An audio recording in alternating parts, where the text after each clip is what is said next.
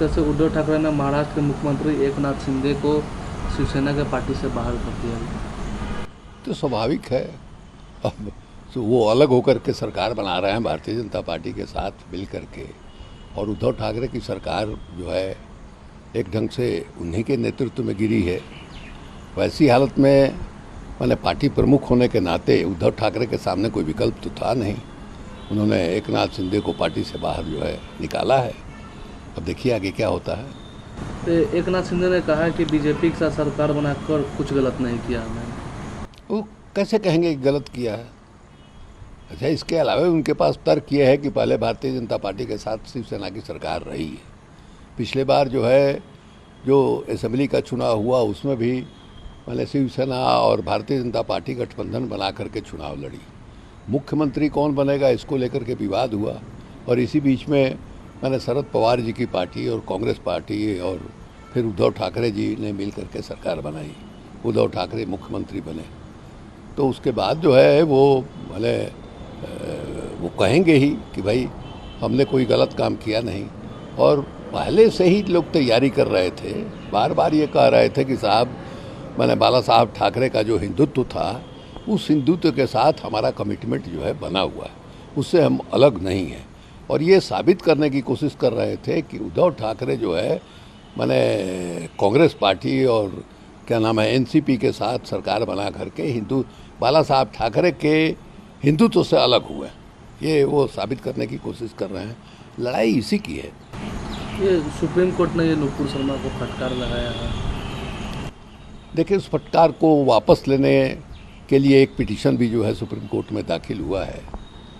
अब एक ढंग से कहिए तो बात जो है बहुत हद तक सही है। सुप्रीम कोर्ट का कहना जो है उसके अहमियत को बढ़ा देता है। उनका ये कहना है कि पूरे देश में जो एक जहरीला माहौल बन गया है, वातावरण बन गया है, वो ये भी कह रहे हैं कि उदयपुर की जो घटना है वो उसकी वजह जो है नुपुर शर्मा ने जो बयान दिया और पैगंबर साहब को अपमानित करने वाला जो बयान दिया, उससे वातावरण जो बना है उसी का परिणाम है। और उनका ये कहना है कि अकेले इन्होंने पूरे देश के वातावरण को जो है बिगाड़ दिया है। यह भी कहा कि सार्वजनिक रूप से आपको टेलीविज़न पर जो है माफ़ी मांगनी चाहिए। सबसे बड़ी बात जो सुप्रीम कोर्ट ने कही कि साहब छोटे छोटे मामले में एफआईआर होता है, लोगों को जेल में बंद कर दिया जाता है, और आपको पुलिस ने अभी तक छूने की भी कोशिश नहीं की। तो एक बहुत बड़ा आरोप है, और ये एक साफ दिखाई देता है। आप जो है अल्ट न्यूज़ के जुबेर साहब के मामले को देखिए और मामलों को देखिए। एफआईआर हुआ 2018 का जो है ट्वीट है, और उसमें जो है आपने पकड़ करके जेल में बंद कर दिया। जेल में बंद ही नहीं किया, उस सिनेमा का एक स्टिल फोटोग्राफ है जो उस ट्वीट में डाला गया था। अब पुलिस ने रिमांड पर लिया, 4-4 दिन का रिमांड जो है पुलिस को मिला। तो एक तरफ ये दिखाई दे रहा है, दूसरे तरफ जो है नुपुर शर्मा का बयान, जिसके बारे में सुप्रीम कोर्ट खुद कह रहा है कि पूरे देश का वातावरण जो है जहरीला हो गया, उनके खिलाफ एफआईआर होता है, उनको पुलिस छूने की हिम्मत नहीं करती है, खुद सुप्रीम कोर्ट ने कहा है।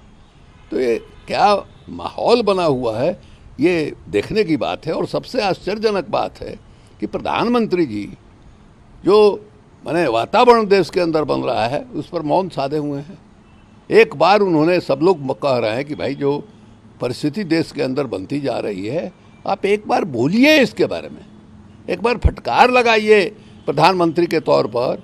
और वैसी ने जो कहा है कि भाई आप जो है 130 करोड़ भारतीयों के प्रधानमंत्री हैं, ऐसा नहीं है कि मुसलमानों को अलग करके आप जो है प्रधानमंत्री हैं, आप हमारे भी प्रधानमंत्री हैं। और उनके खिलाफ जिस तरह का वातावरण बन रहा है उसमें प्रधानमंत्री का मौन रहना जो है ये काफ़ी गंभीर बात है। राहुल गांधी ने कहा है कि देश का नफरत फैलाया जा रहा है, इसके लिए केंद्र सरकार जिम्मेदार है। तो खुद सुप्रीम कोर्ट ने कहा है। सुप्रीम कोर्ट ने इसी बात को तस्दीक किया है कि जिस तरह का वातावरण देश में बन रहा है, और साहब आपने कोई कार्रवाई नहीं की। आपने कहा कि प्रवक्ता पद से हटा दिया, उसका क्या मतलब होता है? प्रवक्ता पद से आपने हटा दिया और उसके बाद जो है उनको आश्वासन जो है, खुद वो उनका दावा है कि पार्टी के सभी बड़े नेता हमारे संपर्क में हैं, उन लोगों ने कहा है कि मामला ठंडा हो जाएगा, फिर सब ठीक ठाक हो जाएगा।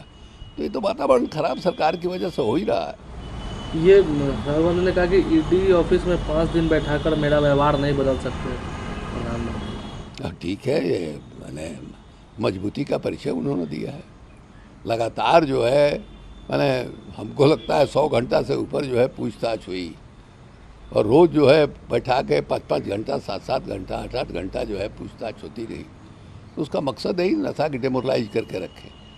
तो राहुल गांधी कह रहे हैं कि नहीं साहब, इसका कोई असर हमारे ऊपर बना हुआ, हम बदलने वाले नहीं हैं, हमारा जो स्टैंड है उस स्टैंड पर हम कायम रहेंगे।